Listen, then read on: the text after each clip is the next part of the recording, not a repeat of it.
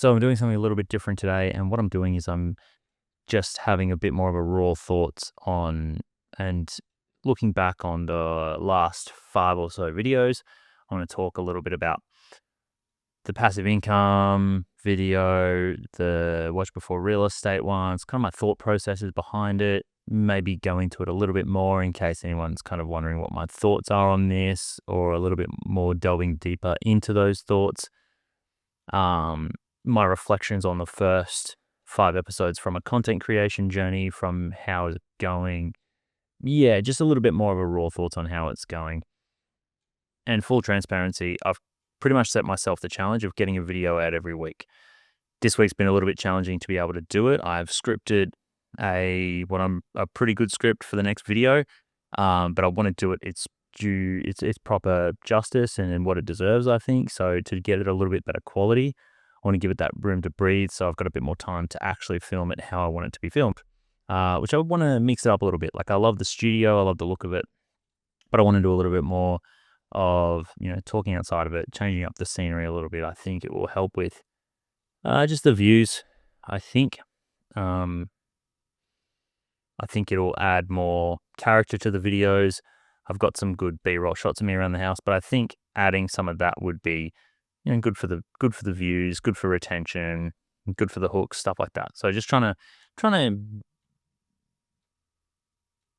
do a bit better. Just trying to be better every time, trying to grow the channel, grow myself, and practice. So this one's really more about me sticking to my schedule and getting one out every single week. Full transparency. So I was debating whether or not to call this one a podcast. This is still very early days of my channel, so I appreciate everyone who is watching, and thank you for the support. It means a lot to me. A bit of a weird pivot at 35 to just decide you're starting a YouTube channel. But yeah, this is kind of where I'm at. So I've done 5 episodes now. I want to try and set myself the challenge of getting to 10 as my kind of short-term goal, trying to do one every week.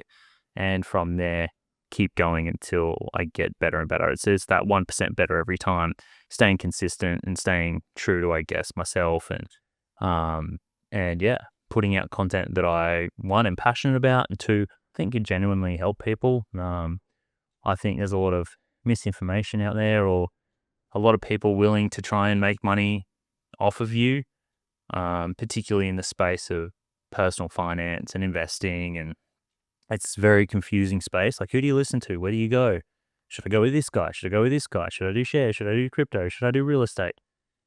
It's just such a minefield. And then everybody's trying to sell you something, right? Everyone's trying to sell you their system, their passive income streams, their this, their that, whatever. It gets very, very confusing, which is why I want to, I guess, add another voice to the equation, make it more confusing. No, just kidding.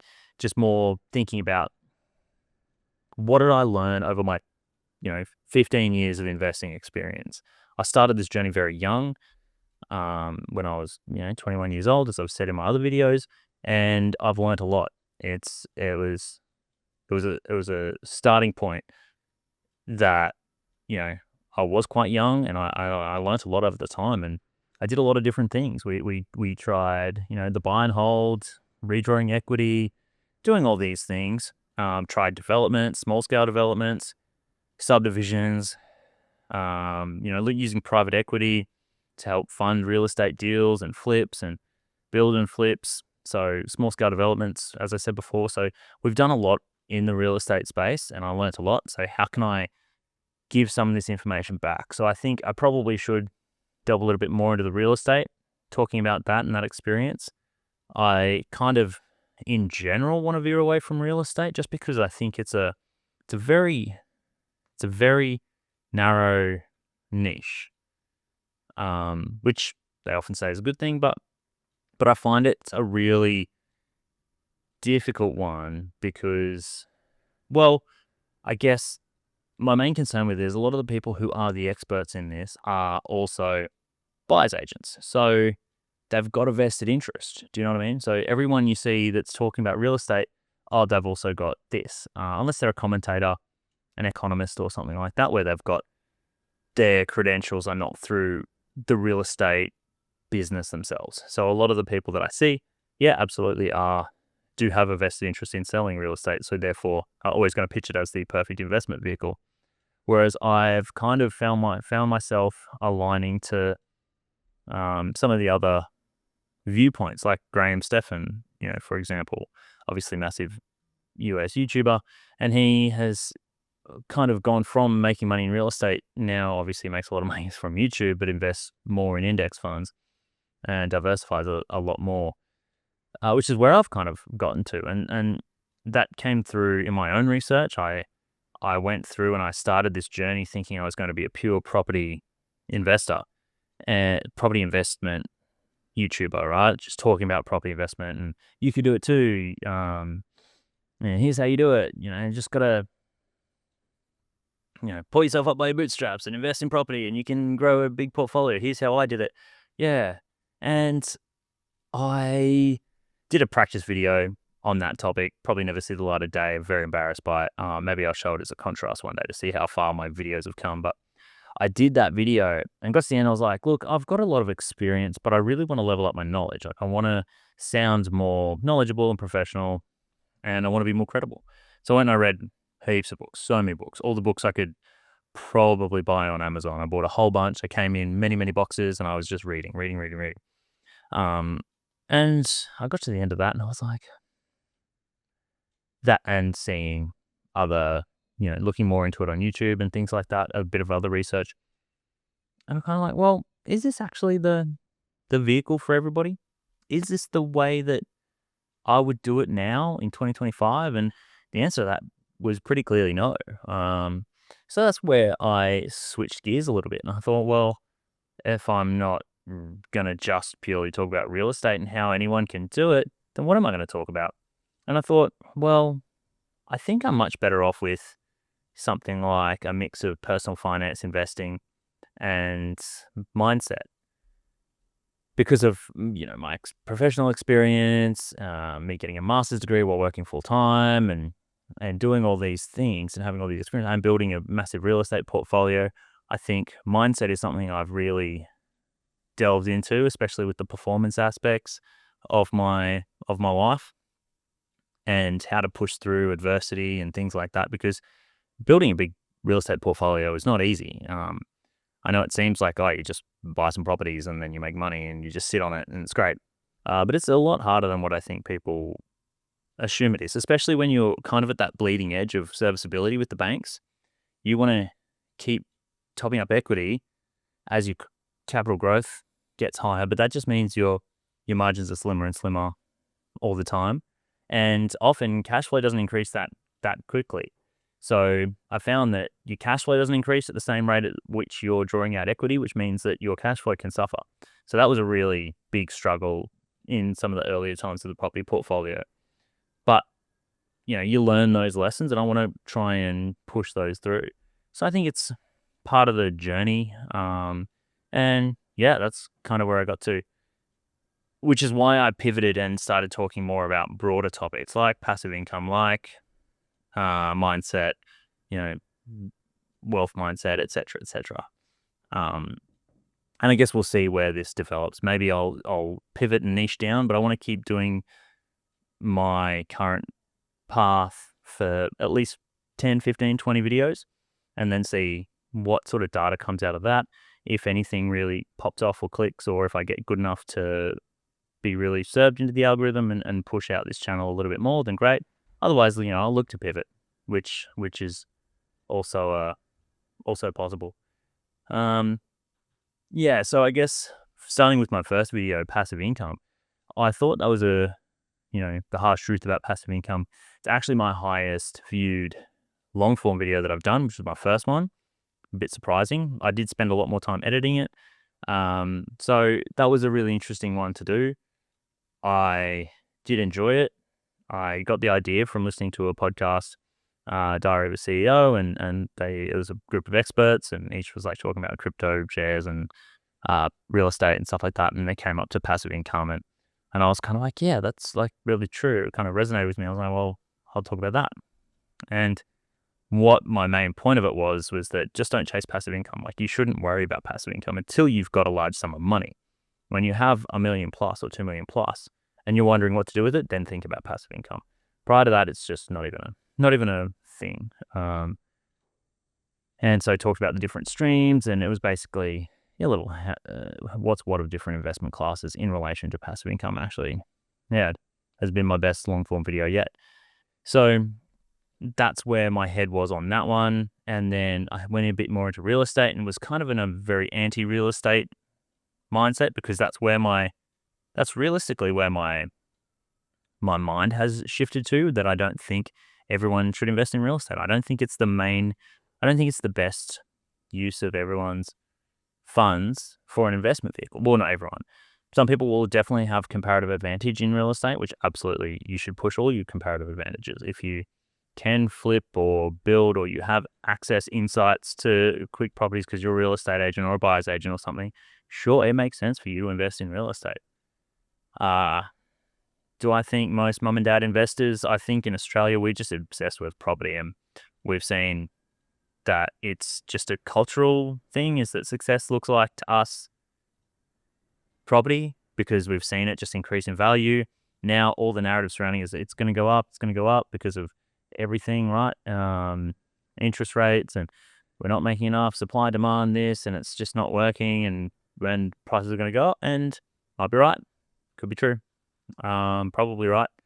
But that doesn't mean I think that everyone should leverage themselves massively, particularly in the coming centuries with risks, political risks. Everybody's shifting more left-leaning. Governments are shifting more into what I would say traditionally are very hardcore left-leaning policies, but now are kind of seen as a bit more mainstream, which is a bit of a shift to the left. I think there could be some interventionist policies regarding real estate, which will be interesting to see. I don't know. Obviously, no one can predict the future, which is why I'm so skeptical when everybody is saying, hey, real estate's always a great investment. Just always invest in real estate. Don't worry about it. It's always going to go up, right? I'm always skeptical when somebody is... I'm always very skeptical when someone is very absolutist or very... I'm very confident in my predictions about the future. I don't think anyone can be confident in their predictions in the future. It does sell a lot, because you're either right or you're wrong, and if you're right, you can call it, hey, I was right. And if you're wrong, I was off a bit. Whatever. You are heavily incentivized to make a call. And if you're right, oh, look how genius I am. So I think anyone who says, oh, this is absolutely going to happen, yeah, maybe. I just think you got to be careful. And maybe that's just me in my portfolio now. I have something to lose. I've got a higher net worth. So, I'm more exposed to that, and I'm more exposed to those risks and shocks. So I want to deleverage that. That's my next port of call, is to get out of some of my investments and just absolutely deleverage myself, set myself up for the future as best I can, and, rebuild an investment portfolio. That's what I'm looking to do. But do it in a more sustainable, smart growth strategy, and not just be so... Because if you look at property right now, asset allocation, it's like 90-something% in property. So it will be interesting to see if I look back on this video in 10 years and where I'm planning on going and what I'm planning on doing. It will be interesting to see how that pans out, and whether or not my hesitation to recommend that everybody just dive headfirst into property for the next decade, because that's what people, I don't think, really get, is it's with all the holding costs and everything, it's a long-term investment. Because if you amortize that initial outlay of buyer's agent fees as well, that's another added cost. But all of the initial costs, especially if you're buying new, costs are through the roof, right? So if you add all those costs up and you want to flip in a year, that's really eating into your profits. Whereas if you then amortize that over 10-15 years, then cool, that's going to do you...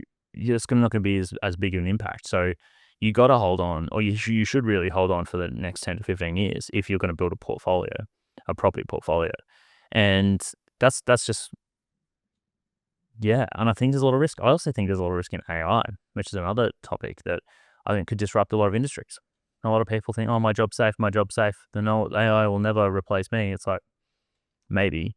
I think the safest in the medium to short term to potentially long term is the skilled labor.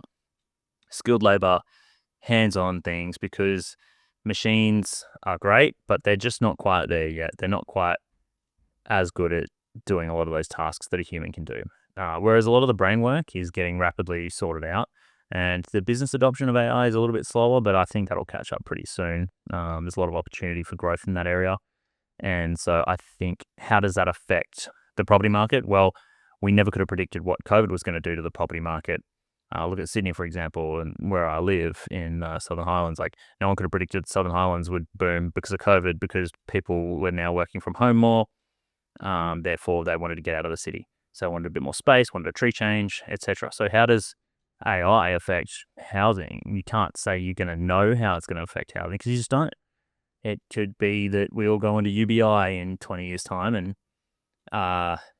and then everybody wants to live somewhere else, not in the cities. You really got to look at these things, and that's where I think, like, do you want to be absolutely double down, triple down, massively overexposed to the real estate industry? If you're a real estate agent, you are, but the investment class, right? Real estate as an investment class. And I just think there's too many risks, too many issues that, yeah. But I mean, sure, have it as part of your portfolio. I think great. And if you've made a lot of money, then it's absolutely has a place in your investment portfolio. I think having a few investment properties, great call. Having your PPOR, iffy. From a financial or personal finance perspective, a lot of the time you've got to look at your PPOR, your principal place of residence, as a luxury and as an expense and a liability, not as your asset and investment, unless you can do things like house hacking, where you get an income attached to that and you've got competitive, I don't know, you've got another source. Maybe you've got some industry loan scheme where you get kickbacks or whatever, whatever it is, it's a competitive advantage for having your PPOR, then maybe sure. But yeah, I think it's definitely not for everybody, is just my main point. So that's kind of been a long-winded sort of rant on my first two videos, passive income, invest in real estate. And then I sort of shifted a little bit into a bit more mindset stuff. And 4 and 5, I don't remember what 3 was, but 4 and 5, great. I like them. I think the scripting's getting better. I think as a video, they're improving and I'm getting better. So yeah. And I think the mindset shifts for me is something that I really like, because I really like reading. I really like reading about all this stuff. I really like, Psychology of Money was a great book, and I found that fascinating. So I find the mindset aspect of it really, really interesting. And I think it's a bit of an underrated thing, because if you sort out that mindset, then a lot of that other stuff can fall into place. And we can go, and I can do videos on tactics. How do you save money? Blah, blah, blah, blah, blah. But how useful is that? Because one, people don't respond well when you say don't buy coffee or don't get avocado toast.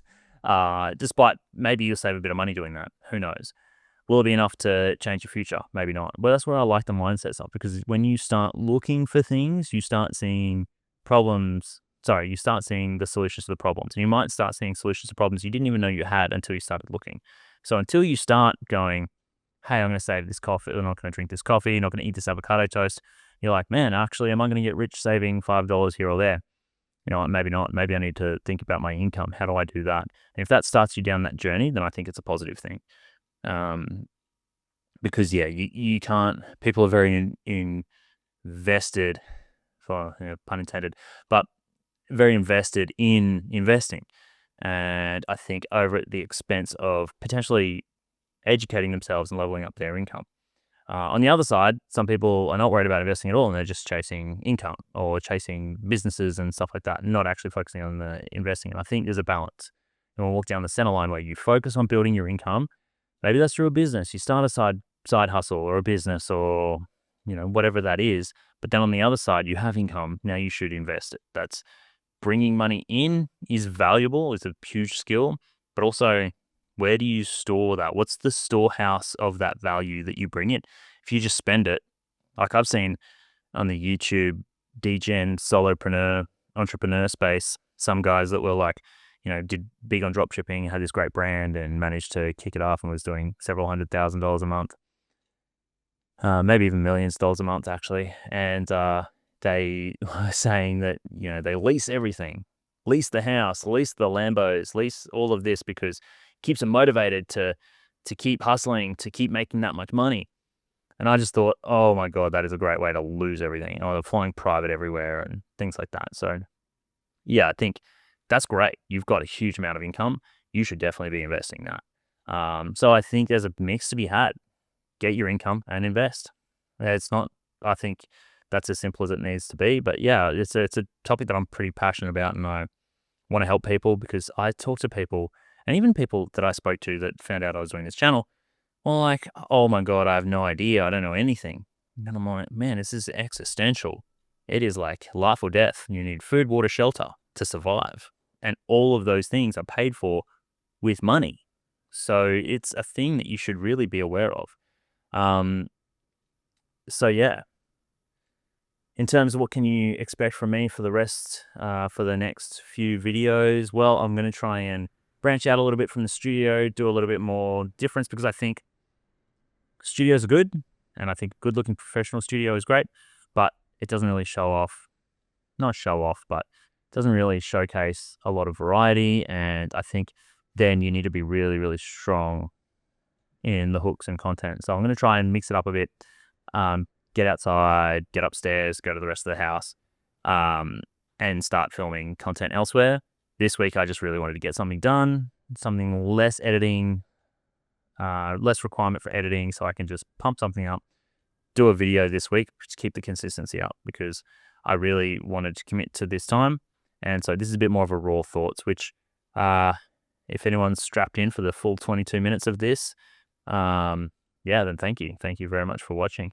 I don't know whether to just label this a bit more of my solo podcast, or episode 1 of my podcast, or just a raw thoughts YouTube video that goes for 20 minutes. I'm thinking probably the former, but I go back and forth. So, because I did want to set myself the goal of doing a long form video, but maybe I just call this a podcast to do that instead. So appreciate it. This is all me just building my experience bank and trying my best to deliver the best content, and it will take some time, and I'm just getting the repetitions up. And so it's like anything. I think you set your mind to it, have big goals, and go for it. So that's what I'm doing. Before I go, I was going to talk about a little bit of a reflection on the 5 weeks of how it's gone as a content creator and actually posting online. It was interesting starting. It's a bit of a wild ride. I've played a little bit with AI shorts and stuff like that in the past as a little bit of a side hustle. Very, very difficult. And I find it hard because it's like you're not passionate about it, right? You're just trying to get views, which this is more passion, and it's actually, I think, valuable to people and can help people. So then I started this channel, now that I've got a little bit more time up my sleeve, now that I'm not at work full time, and I have found it to be interesting. I definitely need to learn to not watch the views, because the views have been, let's say, pretty lackluster, which is fine. It's part of the journey. Like, you've got to expect that as a new creator, not get discouraged, and it's all about practice. So am I getting better at speaking to camera? Am I getting better at the editing and all of those things? So can I just get better every time? That's my plan. And hopefully one day I can grow this channel into something. Hopefully one day I can build, trust with a broader audience, a larger audience. And I appreciate people's time, if they're investing in, watching and supporting me. So yeah, that's my plan. That's my goal. I'd love to build this channel up and help as many people as I can. If I can make a income out of this, and yeah, then that would be a goal too. So yeah, expect to see more long form videos. Maybe I'll do a few more of these because they're less onerous. I can literally just sit down, hit record, and post it. A bit more raw thoughts. Whereas the other ones, they take a fair bit of planning, and the execution is also there, and the editing is quite a lot higher editing burden. So yeah, I'll mix it up. I've got to try and keep doing the shorts, because I think they're my hottest commodity at the moment, getting the most views. So that's kind of what's been happening. Just about last few videos, what my thoughts were on the first few, passive income and real estate. and the future direction of the channel and how it's all gone so far. So appreciate your time for anyone who's stuck around and listened to the end. And yeah, hope you enjoyed the ride and hope you stick around to see how it all goes.